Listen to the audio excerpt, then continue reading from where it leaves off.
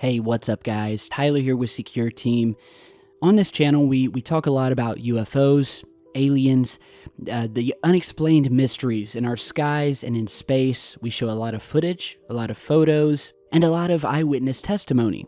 And based on that evidence alone, I think we've been able to build a very strong case over the years that yes, indeed, there are unknown things in our skies, unidentified craft, if you will. We know that, likewise, there's also been much mysterious activity happening in space. But due to this subject, and the fact that these craft and this phenomenon is so elusive, and it is so hard to peg down, today I'd like to feature some documents that come straight from the horse's mouth and that provide proof that this phenomenon is not only real, but that it has been ongoing, that there has been a cover-up of said phenomenon, and finally, that it doesn't show any signs of stopping anytime soon. So without further ado, today we will discuss 5 government documents that prove the alien phenomenon exists.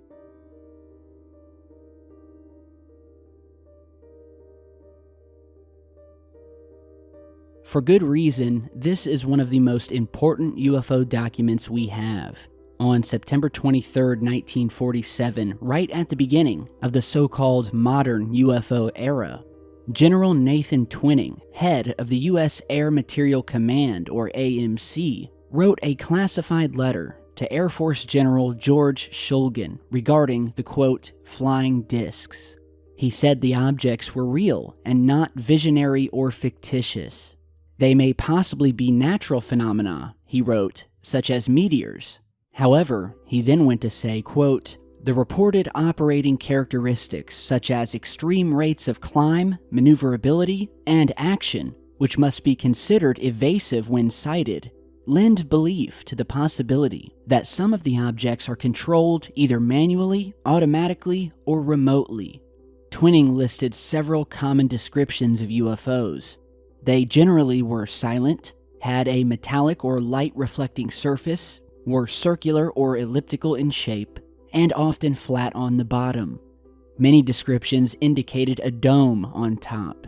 Several reports indicated they flew in formation. Quite specific information indeed. UFO skeptics have pointed to Twining's statement that no wreckage of a flying disc had been recovered, and it's true that he was probably in a good position to know. However, what we don't know is whether Twining would have been able to tell Shulgin about a UFO crash if indeed such a thing had happened. Simply put, if Shulgin lacked a need to know, Twining could not have told him. On the other hand, Twining did state that UFOs were not secret American craft. This came as a surprise to General Shulgin, who expected to learn that there was nothing to the affair and that everything was under control. Looking back more than 50 years, the idea of the military at that time having some sort of secret craft has pretty much fell to the wayside. There is simply no credible evidence that the US had any craft like this in 1947, experimental or otherwise, that could duplicate the reported maneuvers of these flying saucers.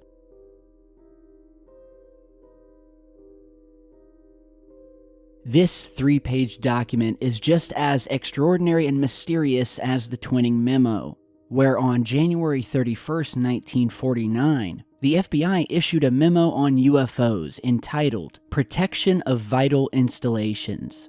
The classified document was sent to Director J. Edgar Hoover, along with the Army's G2, the Office of Naval Intelligence, and the Air Force Office of Special Investigations. It mentions a meeting among these groups concerning UFOs, with a key statement of the document reading, quote, Army intelligence has recently said that, quote, the matter of unidentified craft or unidentified aerial phenomena, otherwise known as flying discs, flying saucers, and balls of fire, is considered top secret by intelligence officers both the Army and the Air Force.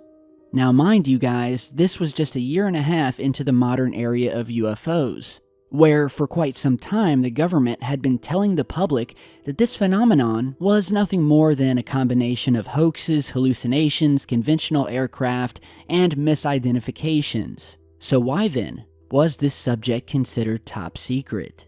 The answer is contained in the memo itself, where in it discusses a near collision by a commercial airliner with a large, quote, rocket-type craft that had windows on it, no less, and that was traveling at an estimated speed of some 2,700 miles per hour. More serious, the memo explains, were invasions of sensitive airspace by unknown objects in the vicinity of the Atomic Energy Commission's installation at Los Alamos, where on multiple occasions, the witnesses of these unexplained phenomena were special agents of the Office of Special Investigation, airline pilots, military pilots, and Los Alamos security inspectors. The memo goes on to explain that, quote, recent observations have indicated that the unidentified phenomena travel at a rate of speed estimated at a minimum of 3 miles per second and a maximum of 12 miles per second, or a mean calculated speed of 7.5 miles per second or 27,000 miles per hour. The memo then refers to, quote, scientific reasons why the objects could not have been meteorites.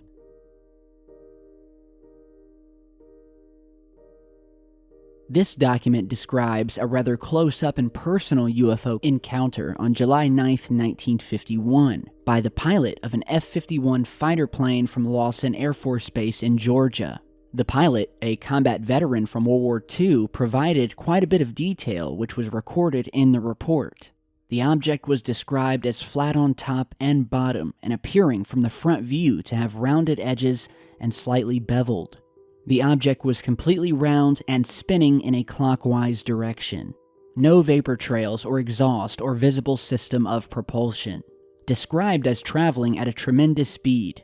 Pilot states object was 300 to 400 feet from the plane and appeared to be 10 to 15 feet in diameter. Pilot states he felt a disturbance in the air described as a bump when the object passed under the plane. Pilot is considered by associates to be highly reliable, of mature judgment, and a credible observer.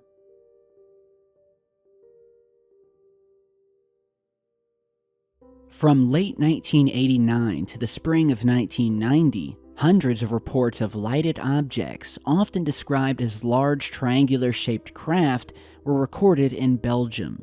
The most spectacular sighting took place on the night of March 30th, 1990, where thousands of witnesses saw one or more low-flying triangular UFOs with bright lights flashing in the center. The Belgian Air Force sent 2 F-16s to intercept the UFOs, which were tracked by several NATO radar stations. The pilots also tracked the objects on radar, but the F-16s, among the top jet interceptors in the world, were thoroughly outclassed by the triangular objects. Not only being able to accelerate at incredible speeds, but also having the ability to change altitude almost instantly.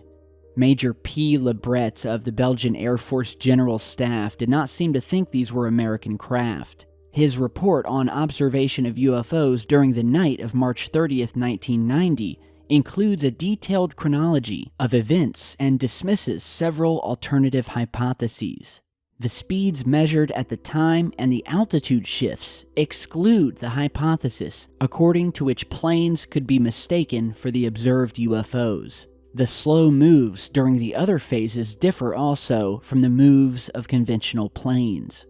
Though speeds greater than the sound barrier have been measured several times, not any bang has been noticed. Here also, no explanation can be given. So as technology has advanced, along with the government's ways of hiding this information, it's been much harder over the years to get a hold of documents or memos. They now know what these things are and that this is very real. And although documents have been scarce over the past 20 years, I'd have to say one of my favorite revelations that came in a set of secret documents released recently by a man who goes by the name of Victor Viggiani. In the 11 files that come directly from NORAD, otherwise known as the North American Aerospace Defense Command, detail the fact that over the last 5 years alone, there have been on average around 1,800 tracks of interest with at least 75 actual UFO intercepts.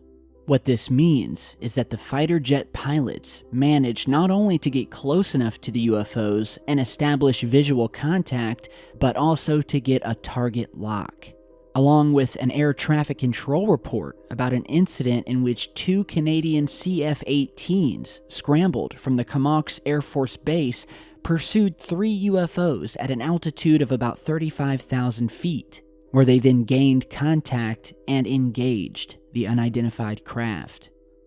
Paul Hellyer, the former Canadian Defense Minister, has also spoken about this 2001 UFO intercept incident. And so there you have it. Today we've spoken about 5 of the most important and, in my opinion, telling documents that prove and shed light on the early days when the government was still trying to grasp what exactly was happening, all the way up to now when not only did we know what they were, but that there was no way possible they could be natural or created with our own technology. I am Tyler with Secureteam. Thank you guys for stopping by today. Let me know what you think down below. And stay tuned for a future video where we will be documenting 5 more of these once classified documents that once again further prove that all of this research we've been doing on this channel is not in vain and that we are definitely on the right track. Stay safe, guys.